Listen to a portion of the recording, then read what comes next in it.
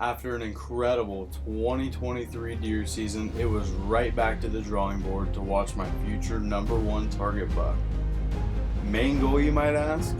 It's a little easier said than done, but to keep him here and to keep him alive. And who, you might ask? A 4.5-year-old deer at the time I called Roundtree. I knew this deer could be special with one more year, especially with him being the most mature buck here rolling into the 2024 deer season.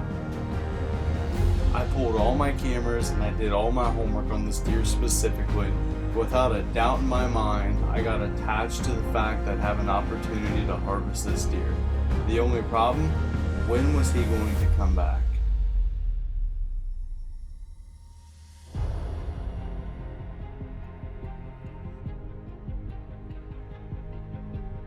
Then in August 2024, I got my only ever summer pictures of this deer. I knew I was 100% in the game once I knew this deer was alive. This is the story of Roundtree.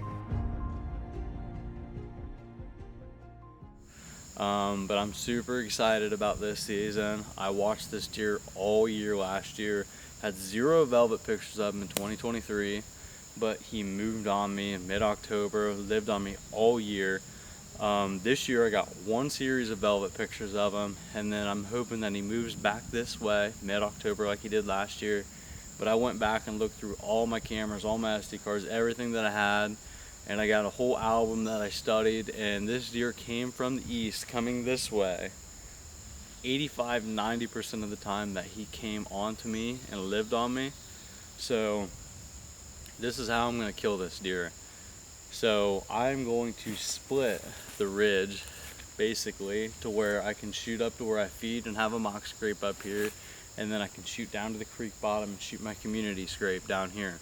So most of the time when these deer come from the east, they come halfway across this ridge and then they kind of pick if they're going to go this way or they're going to go that way. So I'm going to set up my stand to the point where I'm not super close to them when they make that transition to where they're going to go this way or that way. That way I can let them get past me one way or the other way. That way I can kill this deer. This deer was super predictable, so it'd be really cool if this is how I killed this deer this year. But you got to remember, it's mid-September now. I have no idea what's going to show up here. I don't know if there's any other deer around. I don't really know exactly what's going to happen this year, so my options are always still open. But as of right now, my #1 deer is he's around, and when he moves back on here, I think I have a really good chance at killing this deer. So we're gonna get a stand hung up here, and we'll see it during hunting season. So I'm pretty excited. So always remember to stay tuned for what's next.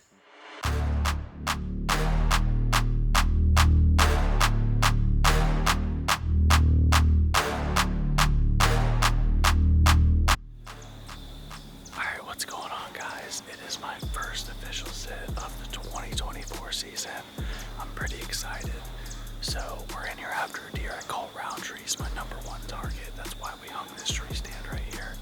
So this was basically untouched last year.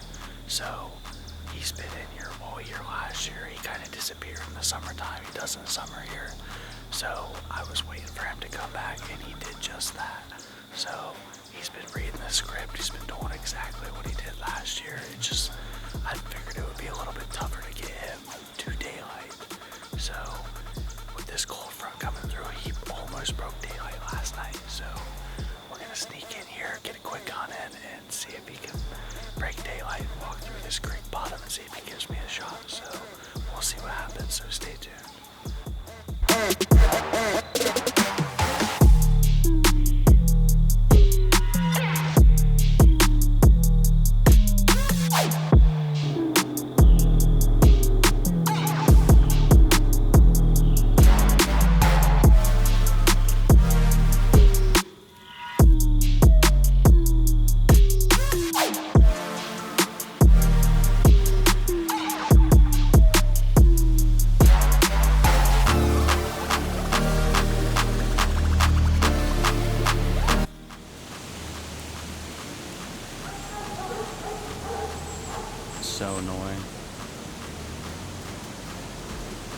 especially when you're trying to do an opening interview.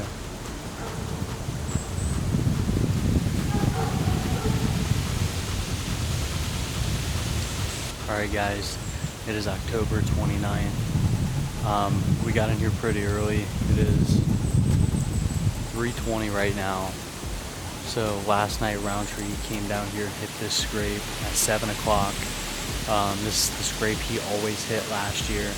I came out here midday yesterday and fired a bunch of these scrapes up, hoping he'd come back and hit this one, and he did. I moved this stand probably 50-60 yards up back this way, where I had it late season last year, and I think he's working this ridge when he comes out of this bottom. He's not working down here in the creek bottom. I think he's working this ridge and coming back out this way, because I caught him on a camera coming back to bed all the way on this end, so I know he's in here.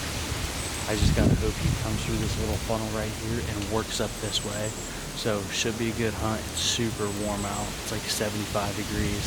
So we're gonna see what happens tonight. Hopefully we have a good hunt and we'll see what happens. So stay tuned.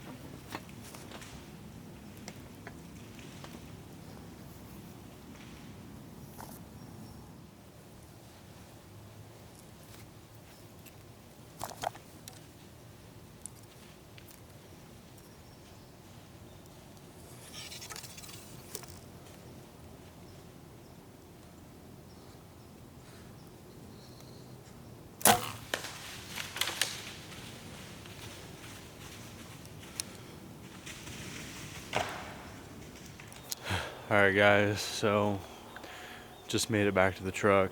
It is 8 o'clock right now, and so last night about 1 o'clock in the morning he came through with a doe. I figured he'd bed on top of the hill. First light he came out, that's what he did. Pretty sick to my stomach. There's not much to really be too happy about right now. I'm gonna go home, review the footage, but my harness, when I drew back, I knew he was 30 yards. That gap where he came through was right where I pictured killing that deer all year. And this kind of caught in my thumb release, and it ended up not going off, and then I ended up punching it and moving my bow.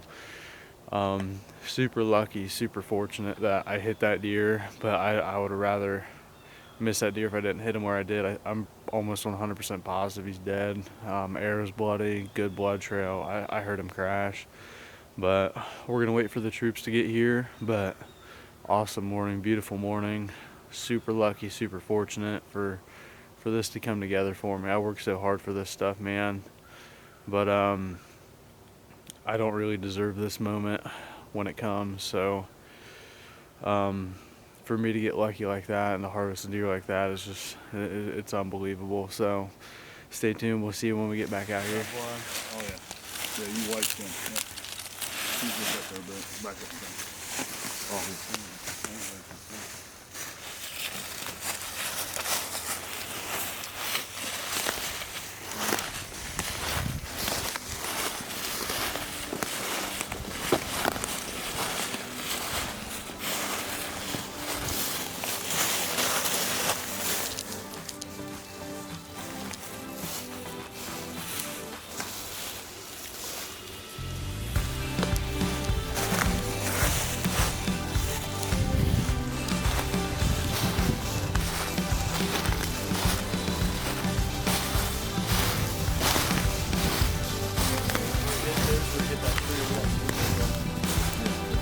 Oh my god.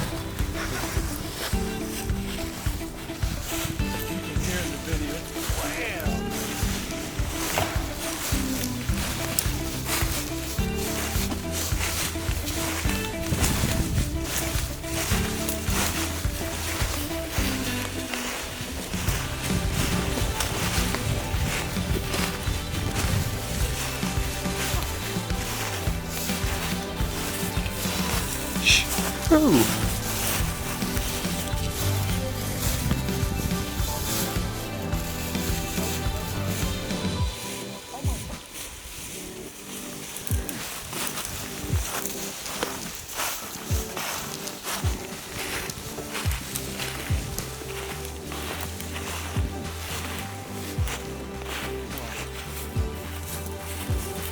Oh my god.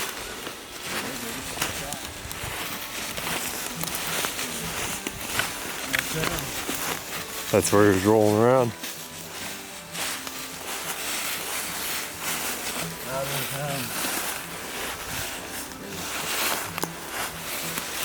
Oh, he's been dead for a while.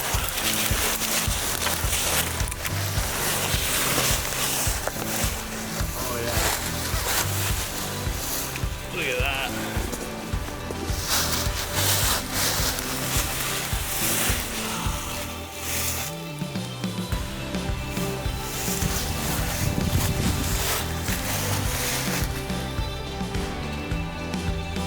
Dude, he's a stud. All around. I just didn't want to break that off. That was cool for it.